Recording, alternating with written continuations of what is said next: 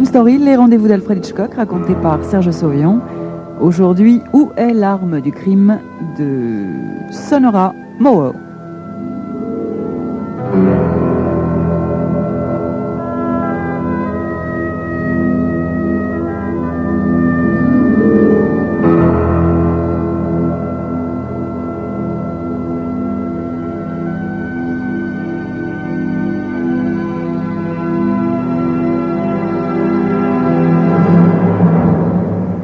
Maître de conférence en criminologie, depuis 5 ans à la retraite, le professeur Marlon est en possession non seulement d'un acquis technique considérable, mais aussi d'une imagination créatrice. Aujourd'hui, cloué dans son fauteuil à la suite d'une vilaine chute, il reçoit le sergent Carter, un ancien élève à qui il a souvent de fois donné un petit coup de pouce. J'ai tous les éléments, professeur. Suspect, mobile, modèle de l'arme, heure et lieu du crime, et pour couronner le tout, un témoin.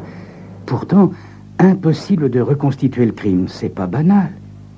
Mais tout à fait banal, au contraire, mon petit Carter. Bien, qu'attendez-vous de moi exactement? Mais le fil conducteur, professeur. L'hypothèse rationnelle, comme d'habitude. Mon petit Carter, reprenons calmement l'affaire, voulez-vous? Vous me dites que vous avez l'homme, le mobile, l'heure, le lieu et l'arme. Non, professeur. L'arme, je ne l'ai pas. Je connais seulement le modèle, mais on ne l'a pas retrouvé. Et alors, Carter? Ça n'est pas parce que vous n'avez pas l'arme que vous n'êtes pas capable de retrouver l'assassin. Voyons, par moment, j'ai l'impression d'avoir affaire à un débutant. Excusez-moi d'être aussi direct, mon petit Carter. Bien, mettons de côté le détail de l'arme. Est-ce que le reste se tient, au moins? Mais, professeur, excusez-moi d'insister, mais dans cette affaire, l'arme n'est pas qu'un détail. Elle est fondamentale. Le meurtre a été soigneusement préparé. Sans l'arme comme preuve à conviction, l'accusation ne pèsera pas lourd. Un bon avocat obtiendra facilement l'acquittement au bénéfice du doute. Ouais. Mais quel modèle, cette arme? Un 635. Un joujou de dame, professeur. N'empêche, mon petit Carter, qu'à bout portant, un 635, ça vous descend un bonhomme aussi bien qu'un magnum. Oui, en effet, professeur. La balle tirée par le meurtrier a traversé la tête de la victime du front à la nuque pour finir sa trajectoire dans un pilier de béton. Au moins, vous avez pu la récupérer sans vous salir les mains. Carter, je ne me ferai jamais à l'idée qu'on puisse tuer des gens. Dites-moi, le suspect n'était pas en possession de l'arme lors de son arrestation? Non, professeur. Le suspect a été arrêté juste après le coup de feu, en possession d'un fusil Enfield et non du 635 automatique qui a servi au crime. Comme c'est étrange. Voyez-vous, professeur, j'ai tous les éléments en main. Ceux qui ont directement à voir avec cette affaire et d'autres qui ne semblent avoir aucun rapport. Mais je me suis souvenu de votre enseignement, professeur, quand vous répétiez inlassablement qu'il faut prendre en considération tous les détails, aussi anodins qu'ils paraissent, car au début d'une enquête, on ne sait pas ce qui est important et ce qui ne l'est pas. Bien, bien, Carter, très bien. Reprenons les faits, voulez-vous? Mais commençons par le commencement. Exposez-moi les faits chronologiquement, si vous le voulez bien. Entendu, professeur. La victime se faisait appeler Alejo. Mais son vrai nom est Bill Allwright. Alejo a donc rencontré l'assassin, Frank Fleming, dans le parking de la Plaza à 15 heures. Je présume que c'est Fleming qui a tué Alejo avec le 635, mais qu'il s'est arrangé pour se débarrasser de l'arme sur le champ. Un employé au nettoyage était dans l'escalier du parking. Quand il a entendu le coup de feu, il était au second niveau. Il est arrivé avant même que l'odeur de poudre soit dissipée. Vous pouvez donc imaginer la scène, professeur. Une allée centrale, de chaque côté, des voitures garées en épi. Un pilier en béton tous les 10 mètres. 2 hommes. L'un est allongé contre une voiture, il n'a pas eu le temps de s'abriter. L'autre tient un fusil. L'escalier d'accès a été passé à l'eau par l'employé du nettoyage. Quand les policiers arrivent sur les lieux, ils relèvent les empreintes des semelles mouillées de 2 hommes. Il est évident qu'au moment du crime, ils étaient seuls à ce niveau du parking. Les relevés d'empreintes montrent que Fleming ne s'est pas éloigné à plus de 3 mètres du corps.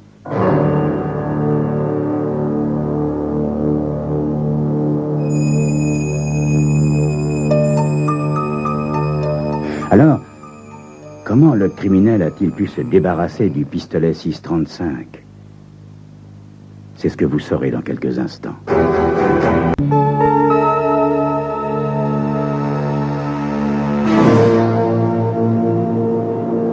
Dites-moi, mon petit Carter, qu'a dit Fleming dans sa déclaration? Eh bien, il a expliqué qu'il avait rendez-vous avec Alejo pour une affaire personnelle et qu'avant même qu'ils aient pu se serrer la main, quelqu'un, caché derrière une voiture, a visé Alejo et l'a atteint en pleine tête. Bien entendu, Fleming a voulu venir en aide à Alejo. Le temps qu'il constate sa mort, l'assassin filait par l'issue de secours. Enfin, ça, c'est sa version. Comme c'est étrange. Vous aviez parlé d'un mobile, Carter. Oh, simple déduction, professeur. Pourtant, je suis prêt à parier que j'ai raison. D'après tous ces papiers, la victime s'appelait Alejo, mais vérification faite par la police judiciaire, les empreintes digitales du dit Alejo correspondent à celles de Bill Allwright, déserteur durant la guerre. Oh, pas déserteur par engagement politique, non. Officiellement, il se serait enfui avec la solde de toute la compagnie, soit 100 000 $. Il se trouve qu'en interrogeant le bureau militaire, j'ai appris que Bill Allwright, alias Alejo, et Fleming ont été incorporés ensemble. Or, après la guerre, Fleming a monté une imprimerie très importante avec un capital de 75 000 $. Curieux, quand on sait qu'avant de faire son service, il était un simple gratte-papier plutôt fauché. Bon, petit Carter, vous voulez insinuer qu'Allwright, Alejo, n'a fait que déserter alors que c'est Fleming qui a volé les 100 000 $. Étrange. Exactement, professeur. Allwright Alejo était le souffre-douleur des autres soldats. Il a préféré déserter. Fleming, lui, c'est un rusé. Il a profité de ce départ pour piquer la solde de la compagnie, pensant à juste titre qu'on accuserait Allwright, alias Alejo. Et comment Fleming explique-t-il sa soudaine richesse après-guerre? Le jeu, professeur. Grâce au jeu, beaucoup de GI sont pu se constituer de confortables réserves. Fleming dit qu'il a commencé par trafiquer avec les surplus de guerre, ce qui lui a donné sa première mise. Impossible de vérifier en ce qui concerne le jeu, mais pour le trafic, c'est vrai. Et ça a plutôt bien marché, puisque 5 ans après, il était à la tête de 3 magasins. Étrange, quand même, étrange. Et pourquoi a-t-il éprouvé le besoin de tuer Alejo, à votre avis, Carter? Professeur, je suppose que Alejo a dû découvrir la magouille. Il ne pouvait pas dénoncer Fleming, car il risquait encore la cour martiale pour désertion. Alors il a dû proposer à Fleming de se taire moyennant finance. Fleming a fait mine d'accepter le marché, il lui a fixé rendez-vous dans le parking de la plaza et l'a froidement abattu. Seulement, là où ça coince, c'est que l'arme du crime a disparu. Et Alejo est venu se faire tirer comme un lapin, sans arme. Bon, c'est un naïf, professeur. Il pensait sans doute que le simple fait d'avoir démasqué Fleming le rendait plus fort que lui. Mais dites-moi, Carter, pourquoi êtes-vous sûr que Fleming ne s'est pas servi de son fusil pour l'abattre? Évidemment, il est possible de tirer une balle de revolver avec un fusil, professeur, mais il faut la trafiquer. Or, je l'ai récupérée, cette balle, et elle n'a subi aucune modification. Et puis, il y a d'autres éléments qui détruisent cette hypothèse. Les données balistiques prouvent que la balle qui a tué Alejo a été tirée par un 6,35 avec un canon de 5 cm pesant 300 grammes. Comme c'est étrange. Bien, Carter, parlez-moi maintenant du témoin. Le témoin est un employé du service de nettoyage, comme je vous l'ai dit. Il était au second niveau quand il a entendu le coup de feu venant du premier niveau. Il prétend qu'il en a entendu un second, mais à mon avis, ça devait être une explosion provenant d'un pot d'échappement. Étrange. Bien, laissez-moi le rapport, les photos et le fusil. Je vais voir ce que je peux en tirer. Téléphonez-moi demain matin, mais je ne vous promets rien. Entendu, professeur, et merci. Au fait, à propos du fusil, Fleming a déclaré qu'il voulait le démonter pour le graisser avant l'ouverture de la chasse. Ça paraît plausible. Je pense que nous sommes d'accord sur ce point, professeur. Le fusil ne peut pas être l'arme du crime. Au revoir, professeur. À demain. Oh, au fait, j'allais oublier. Tenez, professeur. Carter sortit de sa poche une douille en cuivre et la tend au professeur. Fleming avait testé le fusil en tirant avec une charge de poudre plus importante. Il prétend qu'il le rapportait chez lui pour le nettoyer et le bricoler. Ouais, comme c'est étrange, dit le professeur en regardant de plus près la douille. La cuivre s'est fendue. Fleming a dû employer une charge très importante. Sûrement, professeur. La cartouche a été très dure à ouvrir. Professeur, j'en arrive, je vous l'avoue, à douter que Fleming soit l'assassin. Je ne sais plus où j'en suis. Vous vous sous-estimez, mon petit Carter. Vous avez bâti un raisonnement solide. Il présente juste une petite faille.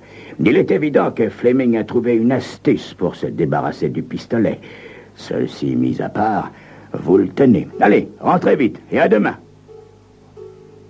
Après s'être débarrassé de Carter, trop en proie à la déprime pour raisonner sereinement, le professeur se met à son bureau pour prendre connaissance en détail des rapports.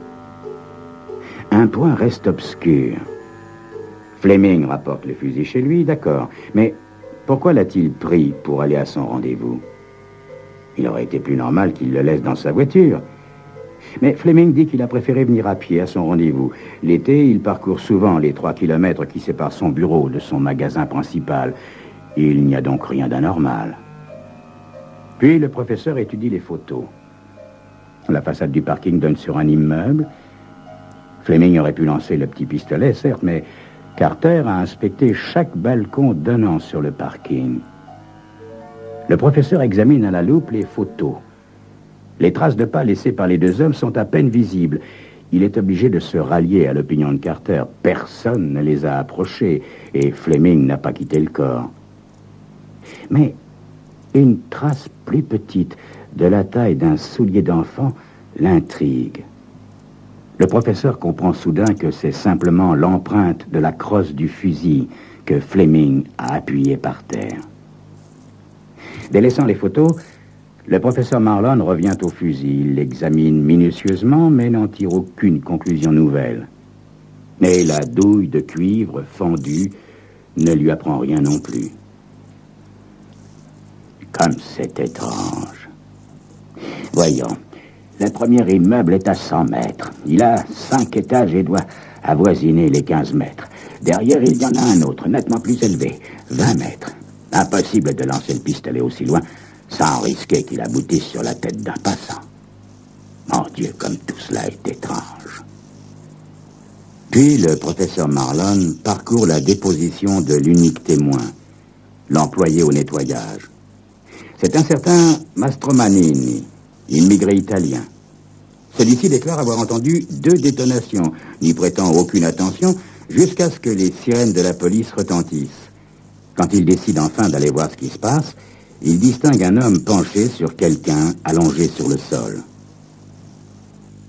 Comme c'est étrange. 2 coups de feu. 2 coups de feu. C'est dans la déposition de ce Mastromanini. Alors pourquoi Carter s'obstine-t-il à ne parler que d'un coup de feu et d'une pétarade de pot d'échappement? Un a priori qui n'a rien à voir avec une déduction scientifique.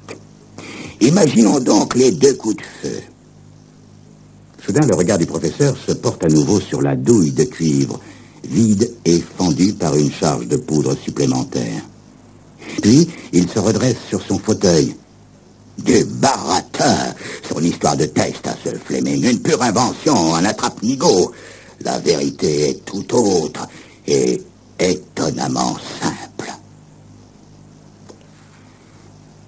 Puis le professeur s'empare des photos. Voyons, à la place de Fleming, quel immeuble aurais-je choisi? Le meurtrier devait s'attendre à être inculpé et écroué quelque temps. Donc il ne fallait pas qu'il vise les immeubles d'habitation ou les immeubles commerciaux. Mais oui, là, le toit du vieux théâtre. Idéal, voyons. Le professeur se rue sur le téléphone. Carter est sûrement en train de se tourner dans son lit sans trouver le sommeil. Une sonnerie, 2. Le professeur jette un coup d'œil à sa montre. 3 heures du matin. Allô, mon petit Carter. Je ne vous réveille pas, j'espère. Mais ça n'a pas d'importance. Vous allez bientôt pouvoir vous rendormir. Il n'y a plus de faille dans votre raisonnement, mon petit Carter. Je sais où est le pistolet. Dès qu'il fait jour, allez donc sur le toit du vieux théâtre. Oui, j'ai bien dit le toit du vieux théâtre. Je ne voulais pas vous donner tous les détails maintenant, mais si je ne vous les donne pas, je suis sûr que vous n'allez pas dormir. Écoutez-moi bien, mon petit Carter. Fleming a mis dans son fusil de la poudre en surcharge et une cartouche à blanc. Oui, vous m'avez bien entendu, une cartouche à blanc. Il a certainement fait des essais de calibrage avant. Il a aussi préparé un bâton, un petit bâton. Une fois qu'il a eu tiré sur Alejo, il a enfoncé environ 7 ou 10 cm du bâton, d'un côté dans le canon du fusil et de l'autre dans le canon du petit pistolet, exactement comme un lance-grenade. Ensuite, il a posé la crosse du fusil sur le sol et il a visé le théâtre et appuyé sur la détente. Le petit pistolet a été projeté en l'air et il est retombé sur le toit. C'est ainsi que la douille s'est fendue. Pourquoi le toit du théâtre, professeur? Mais tout simplement parce que sa démolition est prévue pour le début de l'année, mon petit Carter. Ce qui donnait à Fleming le temps d'aller récupérer l'arme et de la faire disparaître, même s'il restait écroué quelques jours. Sans preuve, il aurait bien fallu le relâcher, n'est-ce pas? Non, son scénario était au point. Sauf qu'il n'a pas prévu que l'escalier serait mouillé, mais qu'en l'absence de traces d'une tierce personne, ces traces, les seules traces, le désigneraient comme étant le criminel.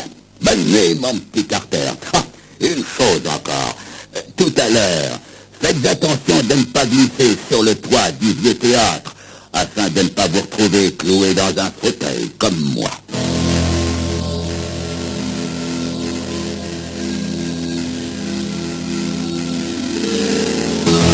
C'était une série, le rendez-vous de l'alphabet 4, raconté par Serge Saurian. Aujourd'hui, où est l'arme du crime de Sonora Miller.